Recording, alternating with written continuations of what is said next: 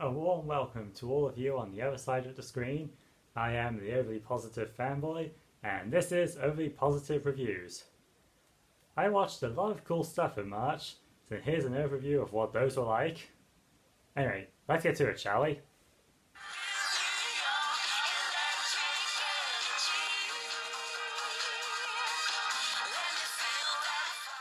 I do not understand the hate this movie got back in the day.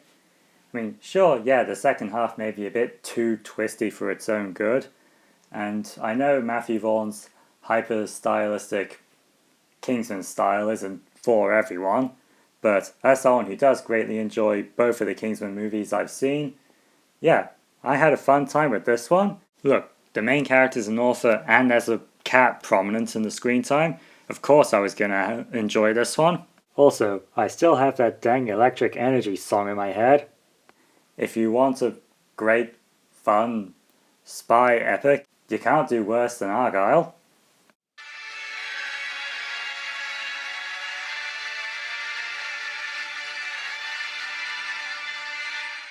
As someone who has no real experience with Dune and only watched the previous movie recently, yeah, I quite enjoyed watching part 2. Maybe it's because I'd already gone through the motions of getting to know who everyone is and what everyone's deal is in part 1. I wound up enjoying this one quite a lot more, finding it, easier to slip into the story and follow what's happening, as it were.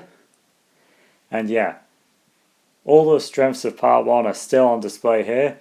Denis Villeneuve's vibrant visual directing style really shines, and the stacked cast are giving their all in some very memorable performances. Overall, Dune Part 2 is a spectacle that definitely needed to be seen on the big screen.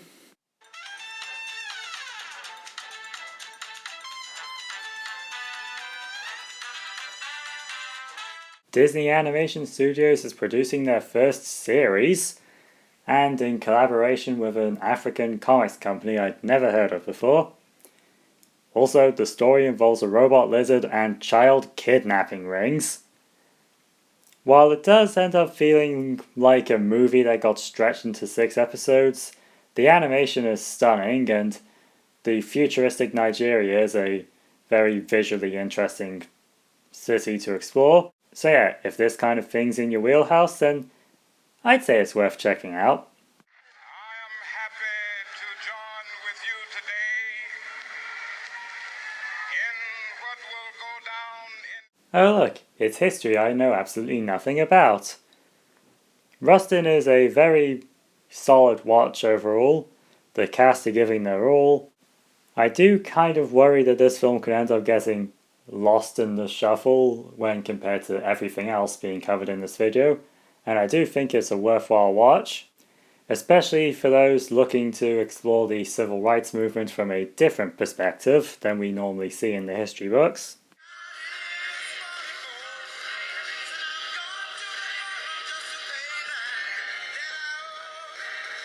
I had never heard of this until the Oscar push came around, and boy am I glad I checked it out because this was a brilliant film. Not only do we have Jeffrey Wright in the leading role, as good as ever, but the main protagonist is an author. Hey, of course it's going to catch my attention. There's a huge amount of racial commentary going on, specifically in how the media tends to commodify and only uplift certain kinds of stories, so of course I'm going to find that interesting. And best of all, it's just really funny. Like, seriously, there was so many laughs I ended up getting from this thing. A lot more than I was expecting from something in the Oscars Best Picture nominations. And this is only the director's first movie to boot. But yeah, American Fiction, definitely worth the watch.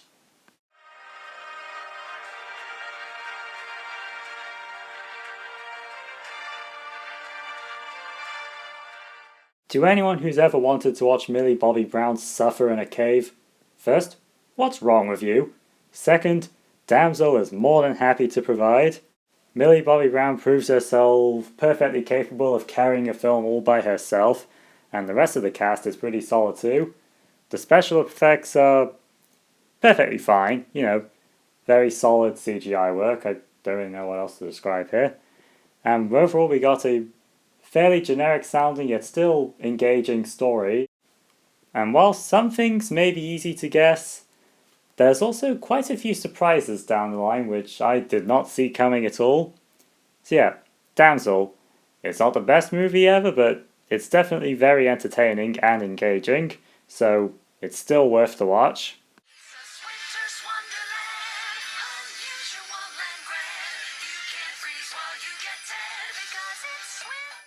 While it's not as good as Afterlife, mainly because the story's not trying to be as emotional as Afterlife, Frozen Empire is still a solid new entry in the Ghostbusters franchise. Unfortunately, a good chunk of the Afterlife cast gets shafted in favour of focusing primarily on Phoebe and Paul Rudd, plus Winston and Ray get prominent arcs as well. It does tone down on the more overtly nostalgic elements compared to Afterlife, but the nostalgia they do put in there feels more forced, weirdly enough. The special effects are decent, the character stuff we do get is very nice, and there's a lot of interesting new ideas to counterbalance all the old stuff. So yeah, like I said, not as good as Afterlife emotionally speaking, but I see this as a pretty good direction for the franchise to go in.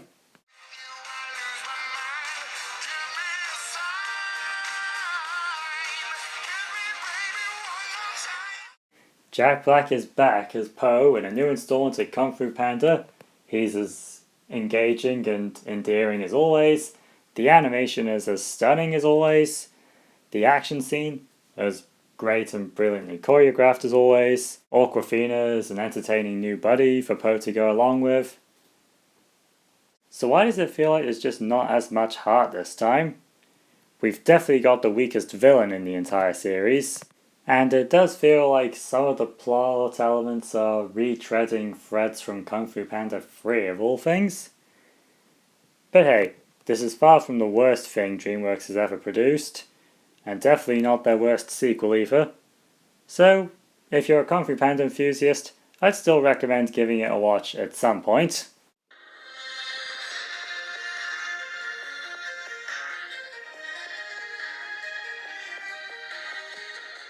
I deliberately held off on reviewing Invincible Season 2's first half until we had the full picture, and now that we do, oh boy, this was quite a ride.